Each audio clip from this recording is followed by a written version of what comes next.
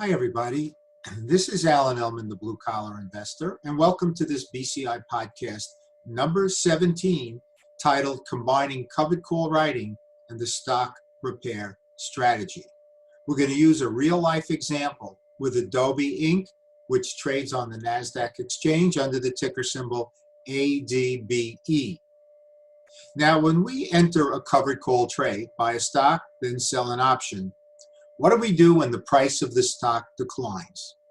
Well, we have an arsenal of exit strategies all prepared for action.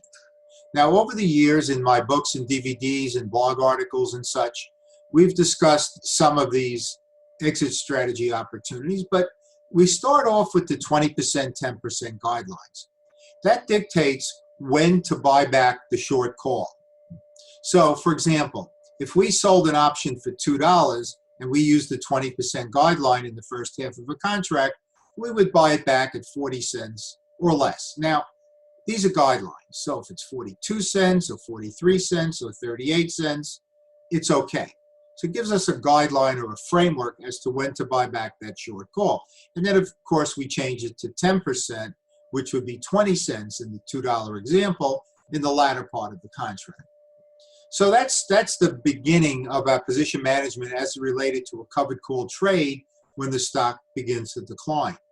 Now, once that short call is bought back, we can then look to hit a double in the first half of the contract or resell that same option, thereby generating two income streams.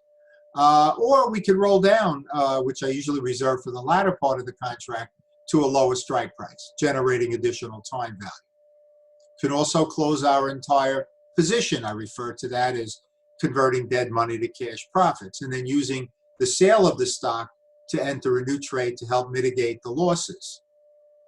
But another approach, if we still like the stock, would be to close the short call and then employ the stock repair strategy. So if we close the short call, we're simply long the stock. The stock repair strategy is used to kind of average down, to lower our break even. Now, some people in the past, if they owned 100 shares at 50 and the price of the stock dropped to 40, they would buy another 100 shares to average down to 45. However, that's putting a lot more cash into the trade on a stock that has not been behaving. So can we average down to lower our break even without spending any money? And the answer is yes, by using the stock repair strategy.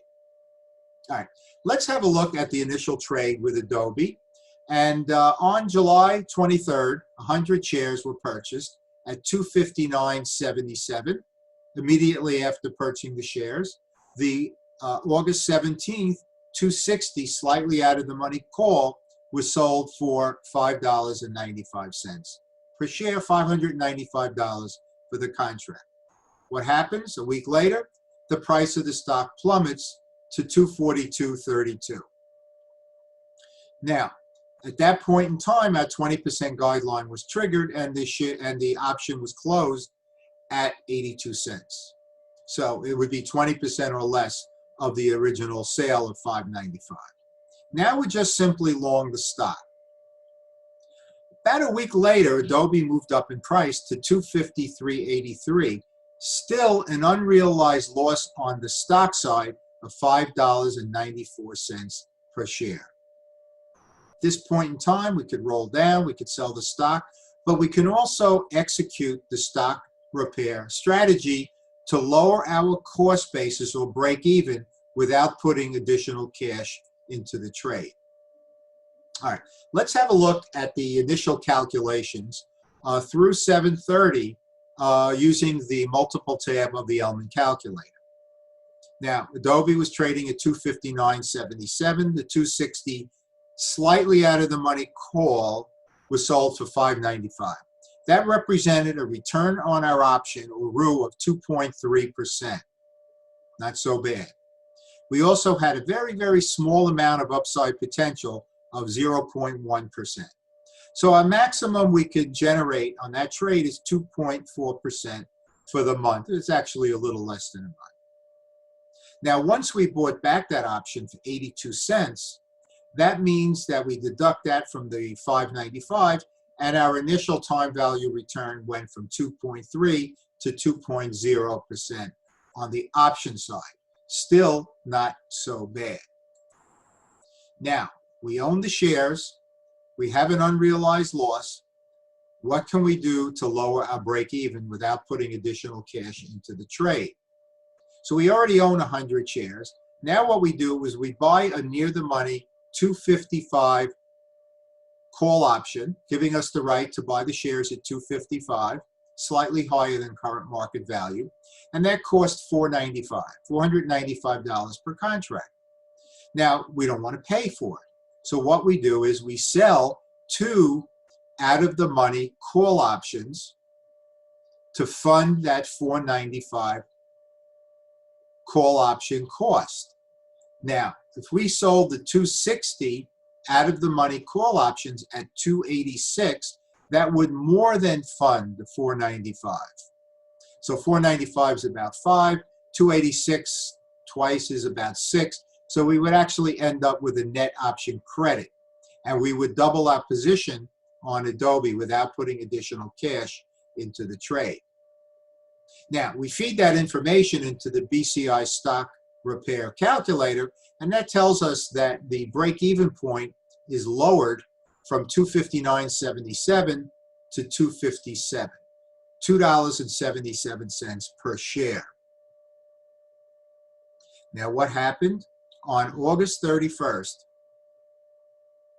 Adobe was trading at 263.51, above the 260 call options that were sold.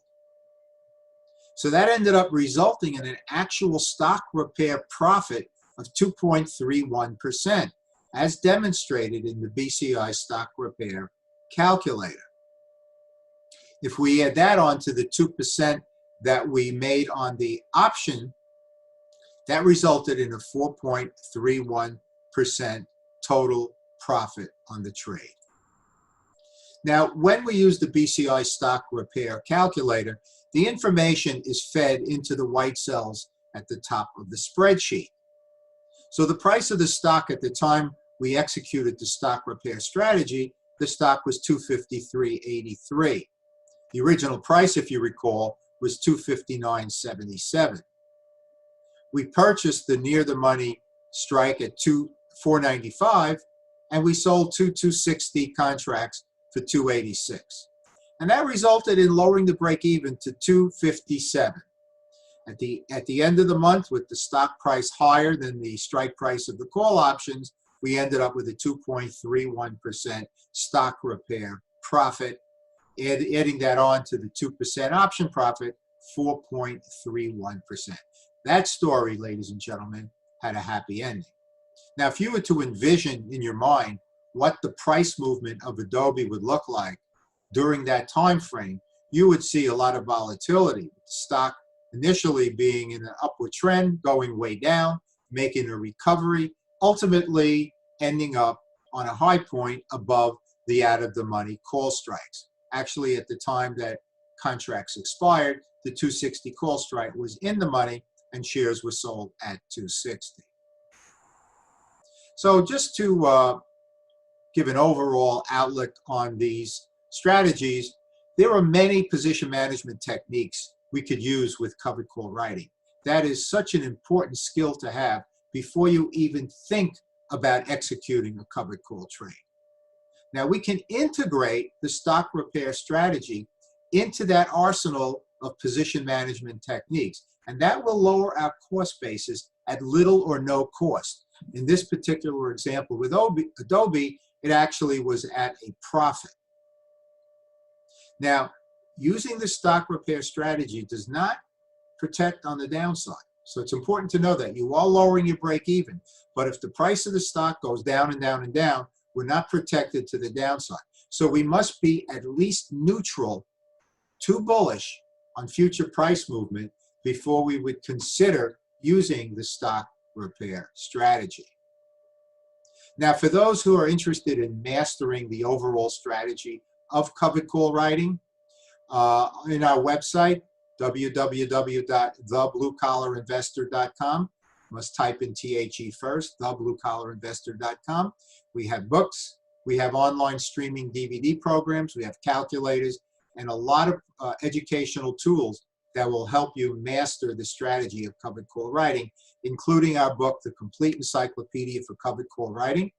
You're going to want to start with the classic edition first, and then you can move on to volume 2. The online streaming covered call writing DVD program with downloadable workbook was recently updated. And of course, we have our stock repair calculator that I alluded to in this podcast. And many, many other educational tools, all available in the BCI store. So there you have it, ladies and gentlemen. BCI podcast number 17, combining covered call writing and the stock repair strategy. We used Adobe Ink as a real-life example.